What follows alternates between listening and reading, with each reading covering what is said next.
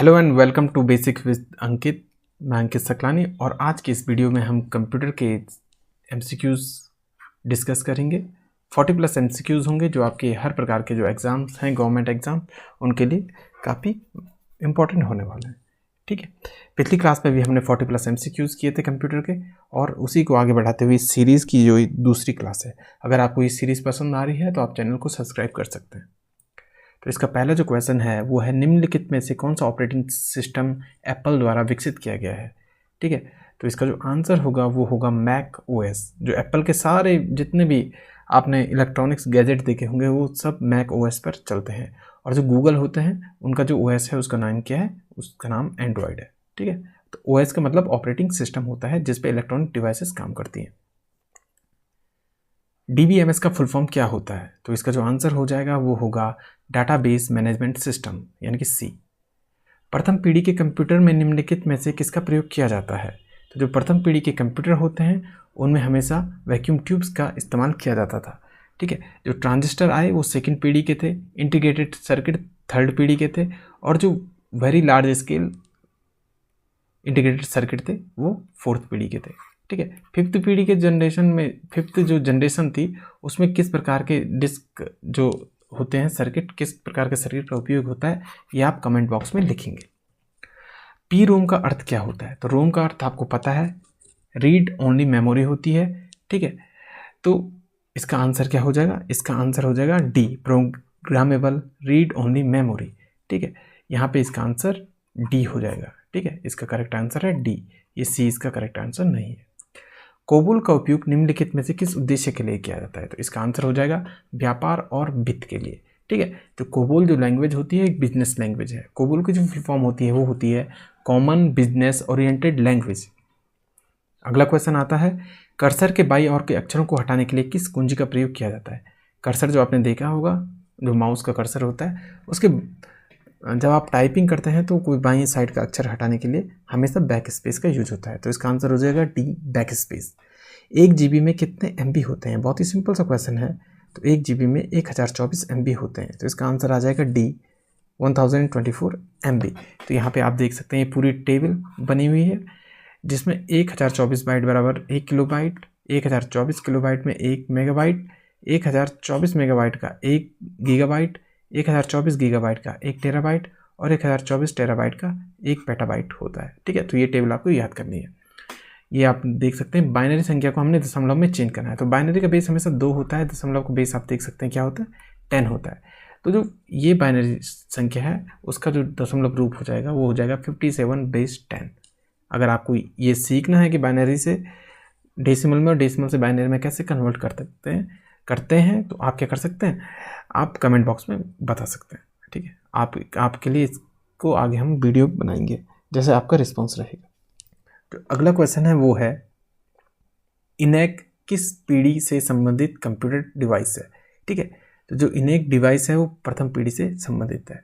इनेक की full form होती है electronic numerical integrator and computer. MS access क्या है। ठीक है, तो जो इसका आंसर होगा वो होगा सी, डाटाबेस। जो माइक्रोसॉफ्ट का एक डाटाबेस है जिसे क्या कहते हैं, MS एक्सेस कहते हैं। GIF का अर्थ क्या होता है। ठीक है, GIF आपने फाइल देखी होंगी, लोग व्हाट्सएप टेलीग्राम पे इन्हें आपस में भेजते हैं। ठीक है, तो जो GIF होती है उसकी फुल फॉर्म होती है ग्राफिक्स इंटरचेंज फॉर्मेट, तो ए इसका आंसर हो जाएगा graphics interchange format. Computer system तक पहुंच को प्रतिबंधित करने के लिए निम्न में से कौन सा सबसे आम उपकरण होता है। ठीक, तो जो इसका आंसर हो जाएगा वो होगा डी, पासवर्ड। पासवर्ड का यूज हम नॉर्मली करते हैं अगर आपको चाहिए कि कोई दूसरा व्यक्ति आपके कंप्यूटर डिवाइस में क्या ना करे, एंटर ना कर पाए, तो आप जो सबसे सिंपल चीज़ होती है वो क्या होती है, पासवर्ड होती है किसी को रोकने के लिए। फोटो एडिटिंग, स्प्रेडशीट और वर्ड प्रोसेसिंग किसके उदाहरण होते हैं, तो ये सब के सब एप्लीकेशन सॉफ्टवेयर के एग्जाम्पल हैं। निम्नलिखित में से किस शॉर्टकट की का प्रयोग करके डॉक्यूमेंट को बंद किया जाता है MS वर्ड में, तो इसका आंसर हो जाएगा Ctrl+W। बिजली बंद होने पर कैश मेमोरी और मुख्य मेमोरी अपनी सामग्री खो देती है, तो वो मेमोरी किस प्रकार की होगी, तो वो मेमोरी होगी आपकी वॉलेटाइल प्रकार की, जिसे अस्थिर हिंदी में कहते हैं। दूसरी पीढ़ी में किस प्रकार की मेमोरी का प्रयोग किया जाता था डेटा को स्टोर करने के लिए, तो जो दूसरी पीढ़ी के कंप्यूटर होते थे उनमें चुंबकीय कोर यानी कि मैग्नेटिक कोर का यूज़ किया जाता था डेटा को स्टोर करने के लिए। माइक्रोसॉफ्ट विंडोज़ 8 और उच्चतर जो संस्करण आए हैं, जो वर्जन होते हैं, उनमें एक फोल्डर का नाम बदलने के लिए किस शॉर्टकट की का यूज़ किया जाता था? तो इसका जो आंसर हो जाएगा वो होगा F2। अगला क्वेश्चन है, MS एक्सेल वर्कबुक में एक वर्कशीट से दूसरी वर्कशीट पर जाने के लिए किस पर क्लिक करना होता है? तो इसका जो सही आंसर होगा वो होगा सी टैब यानी कि सी। तो सी इसका सही आंसर हो जाएगा। स्पेलिंग और ग्रामर चेक करने के लिए MS वर्ड में किस शॉर्टकट का प्रयोग किया जाता है? ये बहुत ही इंपॉर्टेंट क्वेश्चन है, कई बार पूछा जाता है, ठीक है, पेपरों में। तो ये बहुत ही इंपॉर्टेंट है, इसमें आप स्टार लगा सकते हैं। स्पेलिंग और ग्रामर चेक करने के लिए MS वर्ड में जो शॉर्टकट का प्रयोग किया जाता है वो होता है F7। अगला जो क्वेश्चन है, इनमें से कौन सा स्टोरेज डिवाइस नहीं है? बहुत ही सिंपल सा क्वेश्चन है, तो इसका आंसर होगा A प्रिंटर। बाकी सब के सब क्या है? स्टोरेज डिवाइस हैं, कुछ ना कुछ डाटा स्टोर करती हैं। एक इमेज एडिटिंग सॉफ्टवेयर जिसमें हम छवियों को ड्रॉ और एडिट कर सकते हैं, ठीक है, तो इमेज एडिटिंग सॉफ्टवेयर इनमें से कौन सा है? तो वो है कोरल ड्रॉ, ठीक है, सी, यानी कि सी आंसर इसका सही हो जाएगा। निम्नलिखित में से किसका उपयोग संपूर्ण का चयन करने के लिए किया जाता है? जो पूरा डाटा होता है उसका चूज करना होगा अगर, तो हम किस की का यूज़ करते हैं? तो इसका आंसर हो जाएगा Ctrl+A। आपने बहुत बार इसका यूज़ भी किया होगा। निम्नलिखित में से किस शॉर्टकट कुंजी का उपयोग सभी खुली हुई विंडो को मिनिमाइज करने और डेस्कटॉप को प्रदर्शित करने के लिए किया जाता है?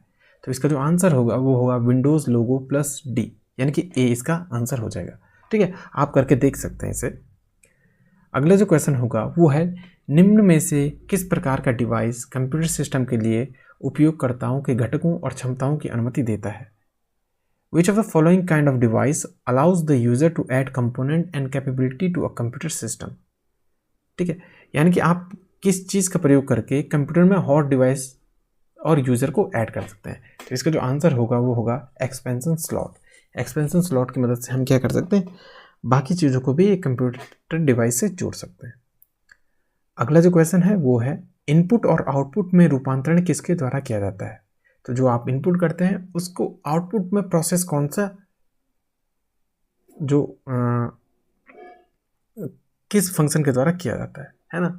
तो जो इसका आंसर होगा वो होगा CPU, ठीक है, सेंट्रल प्रोसेसिंग यूनिट जो आपकी होती है वो इनपुट को आउटपुट में ट्रांसफ़र करती है ना, इसका ट्रांसफॉर्मेशन करती है।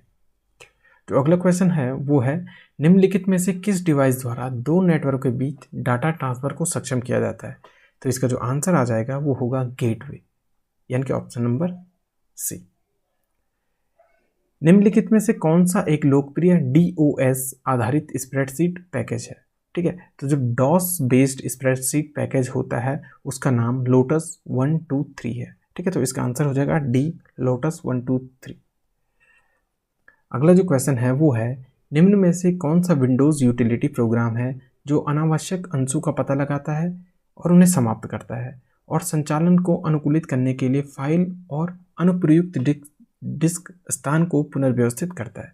ठीक है, तो इनमें से जो एक यूटिलिटी प्रोग्राम होता है जो आपके जो अननेसेसरी फ्रेगमेंट होते हैं उनको हटाता है, रीअरेंज करता है फाइलों को, ताकि जो स्पेस है वो बचा रह सके। तो जो इसका आंसर होगा वो होगा डिस्क डिफ्रेगमेंटर, है ना, तो ऑप्शन सी इसका सही आंसर हो जाएगा। जो अगला क्वेश्चन है वो है, विंडोज़ एक्सप्लोरर में निम्नलिखित में से किस कुंजी संयोजन द्वारा खोला जाता है? तो अगर आपको विंडोज़ एक्सप्लोरर खोलना है तो आपको किस कुंजी का प्रयोग करना पड़ेगा? तो इसका आंसर हो जाएगा Ctrl+F, ठीक है। तो विंडोज़ एक्सप्लोरर में आपको सर्च करना है अगर कुछ चीज़, तो उसके लिए Ctrl+F का यूज़ किया जाता है। बहुविकल्पीय उत्तर पत्रक पर पेंसिल या पेन के निशान को पढ़ने के लिए किस तकनीक का प्रयोग किया जाता है ना? तो OMR सीट जो हम भरते हैं तो वो किसके द्वारा पढ़ी जाती है? वो आप सबको पता है, वो OMR द्वारा पढ़ी जाती हैं, ठीक है, ऑप्टिकल मार्क रीडर इसका फुल फॉर्म होती है। जो 31 क्वेश्चन है वो है, निम्नलिखित में से कौन सी एक प्रकार की त्रुटि है जिसे कंपाइलर जांच सकता है? तो आपको पता होगा कंपाइलर होते हैं, ठीक है, जो क्या करते हैं, एक उच्च स्तरीय से जो मशीन की लैंग्वेज होती है उनमें क्या करते हैं, भाषा को कन्वर्ट करते हैं। ठीक है, तो लैंग्वेज कन्वर्टर होता है कंपाइलर। तो कंपाइलर इनमें से किस त्रुटि को पकड़ सकता है? तो इसका जो आंसर होगा वो होगा ए, सिंटैक्स त्रुटि। ठीक है, तो कंपाइलर दिखा देगा कि कंपाइलर सिंटैक्स के जो एरर होते हैं उनको पढ़ नहीं पाता है। ठीक है, तो इसलिए वो इसे डिटेक्ट कर देता है। सीपीयू के भीतर एक विशेष प्रकार की हार्ड डिस्क स्टोरेज एरिया होता है जिसमें संशोधित करने से पहले सभी डेटा का प्रतिनिधित्व किया जाना चाहिए, है ना। तो सीपीयू के अंदर एक विशेष हाई स्पीड स्टोरेज एरिया होता है, वो क्या कहलाता है? रजिस्टर कहलाता है। तो ऑप्शन डी इसका सही आंसर हो जाएगा। पावर पॉइंट में हेडर और फुटर बटन इंसर्ट टैब पर किस समूह में पाया जाता है? तो जो इंसर्ट टैब होता है उसमें एक समूह होता है, तो इन चारों में से किस समूह में हेडर और फुटर होता है? तो जो इसका आंसर हो जाएगा वो होगा सी, पाठ समूह या टेक्स्ट ग्रुप। तो इस टाइप से ये दिखता है। यहाँ पे आप देख सकते हैं, यहाँ पे क्या है, header and footer, text box, word art, सब इस जो टेक्स्ट ग्रुप होता है उसके अंदर होता है। अगला जो क्वेश्चन है, निम्न में से किसका प्रयोग आमतौर पर चयन और हाईलाइट यानी कि सेलेक्टिंग और हाईलाइटिंग के लिए किया जाता है? ठीक है, तो किसके द्वारा करते हैं? हम हमेशा माउस के द्वारा करते हैं। तो ऑप्शन सी इसका आंसर हो जाएगा। इंटरनेट जैसे असुरक्षित नेटवर्क पर डाटा को सुरक्षित हस्तांतरण यानी कि ट्रांसफ़र करने के लिए प्रयोग क्या करते हैं? तो इसका आंसर ई हो जाएगा, क्रिप्टोग्राफी। ठीक है, तो क्रिप्टोग्राफी का मतलब होता है कि डाटा को किसी दूसरे फॉर्म में चेंज करना, उसके बाद उसे ट्रांसफ़र करना और फिर उल्टा इसे रिवर्स कर देना, है ना। तो ऐसे में क्या होता है, जो डाटा होता है वो सिक्योर तरीके से ट्रांसफ़र हो पाता है। तो क्रिप्टोग्राफी का यूज किया जाता है। अगला जो क्वेश्चन है वो है, एक समय में एक से अधिक एप्लीकेशन चलाने के लिए ऑपरेटिंग सिस्टम की क्षमता को क्या कहते हैं? तो जो इसका आंसर हो जाएगा वो हो जाएगा मल्टीटास्किंग। अगला क्वेश्चन होता है, बूटिंग के समय ऑपरेटिंग सिस्टम द्वारा पेरिफेरियल यूनिट की जांच करने की प्रक्रिया को क्या कहते हैं? तो जो इसका आंसर हो जाएगा वो होगा बी, पोस्ट, है ना। पोस्ट की फुल फॉर्म होती है पावर ऑन सेल्फ टेस्ट। तो क्या होता है कि जब ओएस को स्टार्ट करते हैं तो सबसे पहले वो पावर ऑन सेल्फ टेस्ट करता है, उसके बाद बूटिंग होती है ना। बूटिंग का मतलब कंप्यूटर का खुलना।